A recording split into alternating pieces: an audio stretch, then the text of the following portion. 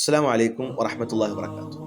നാം ചിന്തിക്കേണ്ട ഏറ്റവും പ്രധാനപ്പെട്ട ഒരു വിഷയമാണ്. നാം മനസ്സിലാക്കേണ്ടത് ഈ ലോകത്തുള്ള എല്ലാ കാര്യത്തിനും ഒരു ലക്ഷ്യമുണ്ട്. ഇപ്പോൾ നാം ജീവിക്കുന്നത് തന്നെ ഒരു ലക്ഷ്യത്തിന് വേണ്ടിയിട്ടാണ്. ഇപ്പോൾ നാം ജോലിക്ക് പോകുന്നത് ഒരു വലിയ ലക്ഷ്യം കരസ്ഥമാക്കുവാൻ വേണ്ടിയിട്ടാണ്. നമ്മുടെ മക്കൾ വിദ്യാഭ്യാസം നേടുന്നത് അല്ലെങ്കിൽ നാം വിദ്യാഭ്യാസം നേടുന്നത് ഉന്നത നിലയിലേക്ക് എത്തുവാൻ വേണ്ടിയിട്ട് ലക്ഷ്യത്തിന് വേണ്ടിയിട്ടാണ്. നോക്കൂ, ഒരു ഫാക്ടറിയിൽ നിന്ന് സാരമായ ഒരു മുട്ടുസൂചി ഫാക്ടറിയുടെ നിർമ്മാണം കഴിഞ്ഞ് പുറത്തേക്ക് ഇറങ്ങും തന്നെ ഒരു വലിയ ലക്ഷ്യം പൂർത്തീകരിക്കുവാൻ വേണ്ടിയിട്ടാണ്.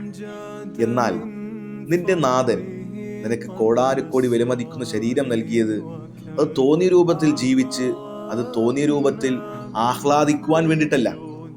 നേരെ മറിച്ച് നിന്റെ നാഥൻ നിനക്ക് കോടാനുകോടി വിലമതിക്കുന്ന ശരീരം നൽകിയത് ഒരു വലിയ ലക്ഷ്യപൂർത്തീകരണത്തിന് വേണ്ടിയിട്ടാണ്. അതാണ് ലോകത്തോട് വിളിച്ചു പറയുന്ന ഗ്രന്ഥം നിന്നോട് പറഞ്ഞത്, അല്ലദീ ഖലഖൽ മൗത വൽ ഹയാത ലിയബ്ലുവക്കും അയ്യുക്കും അഹ്സനു അമല. നിന്റെ നാഥൻ മരണവും ജീവിതവും നിയോഗിച്ച് തന്നെ നന്നായി പ്രവർത്തിക്കുന്നു ആരെന്ന് പരിശോധിക്കുവാൻ വേണ്ടിയിട്ടാണ്. എന്നാൽ പലപ്പോഴും ഈ ഒരു വിഷയം നാം മറന്നു പോകുന്നു എന്നുള്ളതാണ്. ഗൗരവത്തിലെടുക്കുക, നിന്റെ നാഥന് ഒരു വില കൽപ്പിക്കുക, അവനെ അനുസരിച്ച് അവൻ കൽപ്പിച്ചത് പ്രവർത്തിക്കുക, അവൻ വിരോധിച്ചത് പ്രവർത്തിക്കാതിരിക്കുക, അങ്ങനെ ജീവിതം മുന്നോട്ട് കൊണ്ടുപോവുക.